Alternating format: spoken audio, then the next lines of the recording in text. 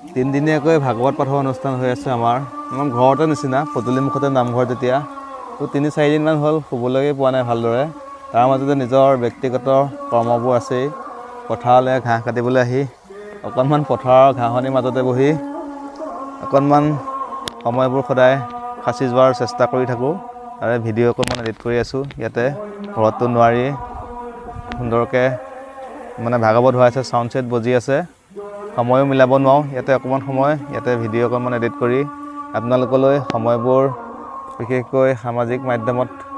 সময়বোৰ সাঁচি যোৱাৰ চেষ্টা কৰি সময়বোৰ আগবঢ়াই গৈ থাকিম তো আমাৰ ভিডিঅ'সমূহ চাই থাকিব আমাৰ ফেচবুক পেজটো ফ'ল' কৰি ৰাখিব শ্ৰীমন্ত জাজৰি মৰম দিব যাতে সময়বোৰ অকণমান সাঁচি ৰাখি দিনবোৰ কষ্টৰ মাজেৰে সততাৰ মাজেৰে আগবাঢ়ি যাব পাৰোঁ সময়বোৰ যিমান পাৰোঁ পৰাপক্ষত আগবঢ়াই যাম কাৰোবাৰ হয়তো লাভালাভ হ'ব তো কোনোবাই বেয়াও পাব পাৰে হয়তো বা যি নহওক ভালপোৱাসকলে আমাৰ পেজটো ফ'ল' কৰি আমাৰ ভিডিঅ'সমূহ লাইক কমেণ্ট কৰি উৎসাহ জনাব আগুৱাই যাবৰ কাৰণে